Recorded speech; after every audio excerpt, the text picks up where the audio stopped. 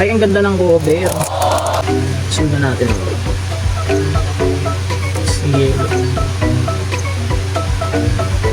So, napaka-solid, promise. Ganda pa ng packaging. Pero kung may mas maganda pa, siguro ito.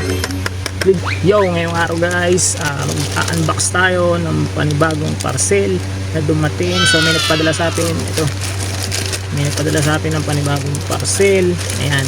Check natin kung anong laman. Bali, art materials to, no? Bali, pinadala sa atin ng isa sa sikat na na artist, no? Poster artist, visual artist, no? Bali, pinadala sa atin ng libre, no? Bali, sabi gawan ko daw ng gawan ko na lang ng review para syempre para makalibre, maka-print na din tayo, no?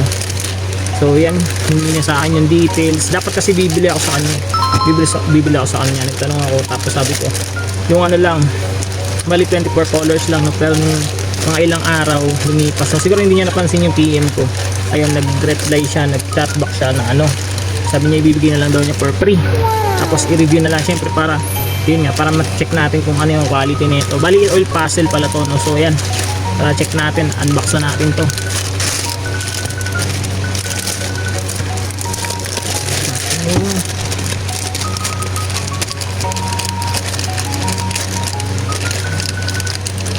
Seal na sila, no?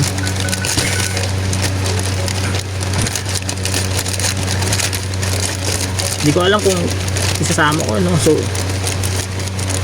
ito yung shop niya, ito yung pala niya, yung TikTok channel niya. Search nyo na lang dyan. Pero sabi niya kasi sa dito sa FB page niya siya i-chat.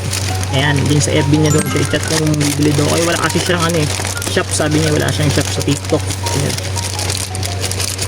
Atin. Ayan. Box pa. Box, ayan. Box pa. Plastic. Ayan, nakalagay pa yung pangalan, sinulat pa ni bossing, may number. Ayun, binigay ko yung number. Kunin natin yung gunting, cutter na lang, cutter para mas mabilis, no?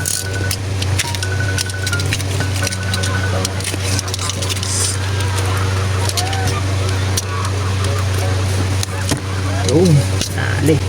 Ay, ang ganda ng cover. Ang box na.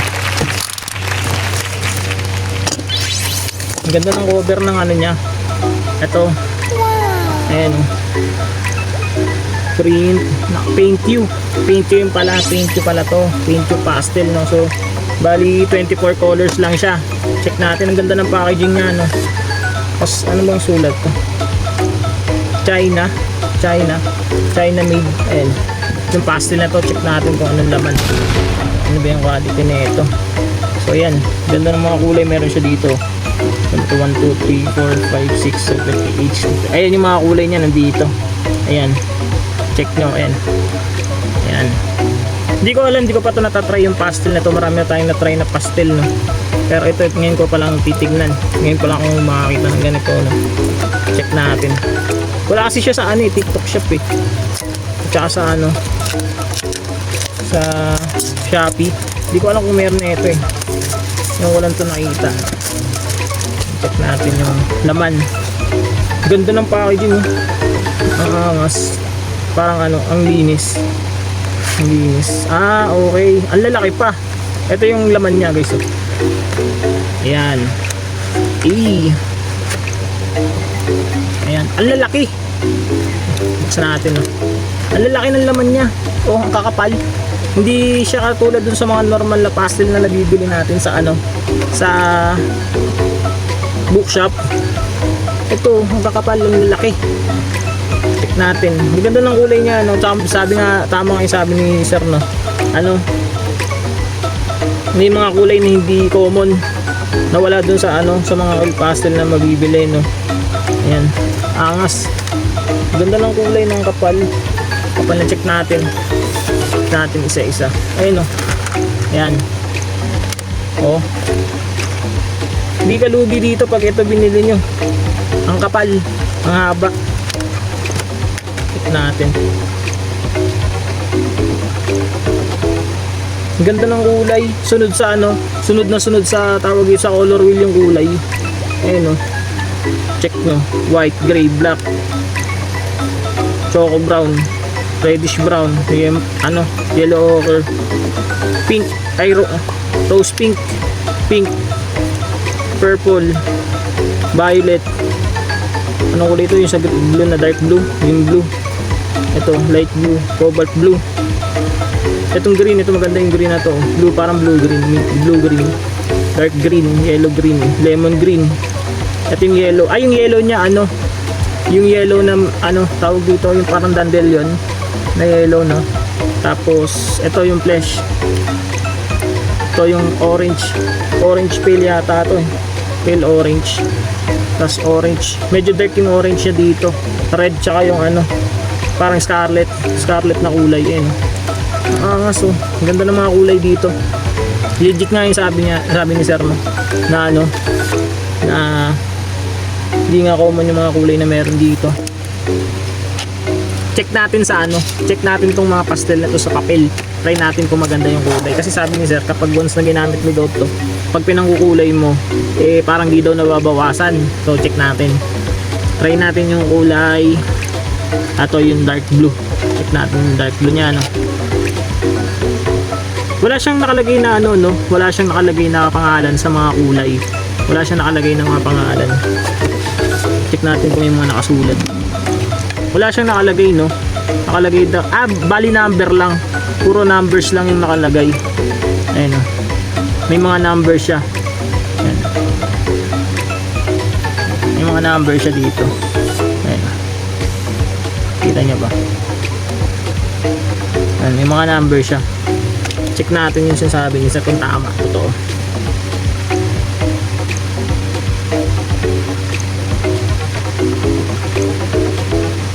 Smooth siyang gamitin. Smooth siyang gamitin. Tsaka hindi siya nagbabakbak. Kaso kailangan dito, wait lang, check natin iba pang kulay. Check natin ibang kulay, no? Hindi tayo ng orange. So, orange. Orange natin. So, orange. Ano nga, maganda nga yung color niya. Pero ano naman, smooth siya, smooth pang kulay, oh. Ang ganda. Check natin, magawa tayo ng shadings. Shadings natin ng red, yellow, orange, no? Try natin yung red.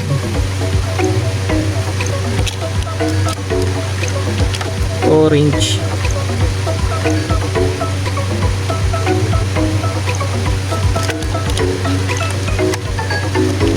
Pale orange. Tsaka yellow. Sundan natin ang red. It's yellow. Sundan natin ang white na.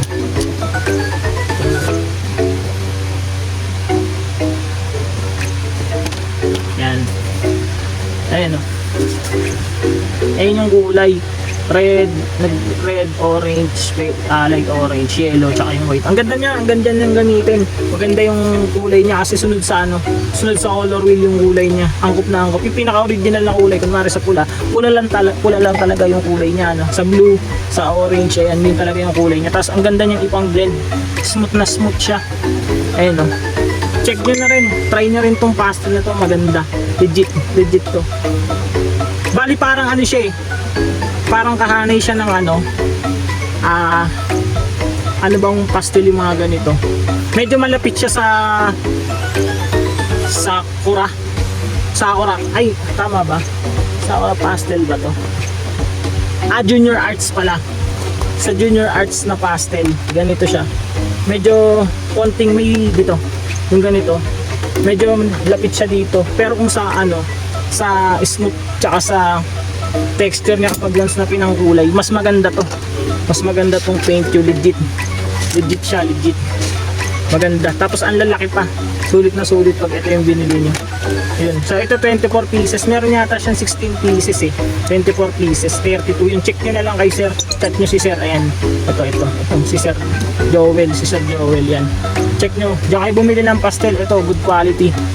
Sobrang solid ng quality na ito. Maganda to gamitin. Siguro ito na lang din susunod yung gagamitin ko. Mas maganda to. Ayan, lalo na pag mga big event, big contest, malamang sure ball to. Dito pa lang sa board, sa ano, no, sa Oslo, sa bond paper, ganyan. Smooth na siyang gamitin. Paano pa kaya pag sa illustration, no? Mas makapit to, tingin ko mas makapit. Kasi fine eh, masyadong fine. Sobrang pino yung ano, yung pag-apply ng kulay niya. Ayun, no? Tignan nyo naman. Oh, sobrang pino. Ano lang yan, ginanon-ganon ko lang, dinaandaan ko lang. Pero tingnan nyo, walang makitang puti. Ayun, no?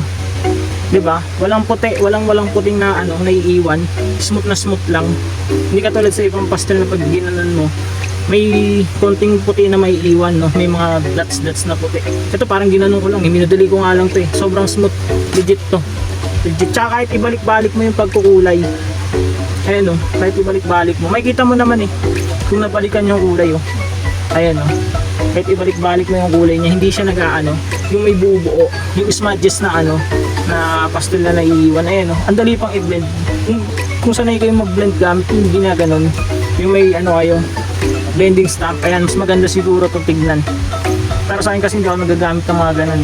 Pastel to pastel lang tayo. Ayan, yun sa ano. Overall, ang ganda ng quality, solid yan. Chat nyo si Sir Joel. Kung gusto nyo mamorder ng ganitong pastel. So, napaka-solid, promise. Ganda pa ng packaging.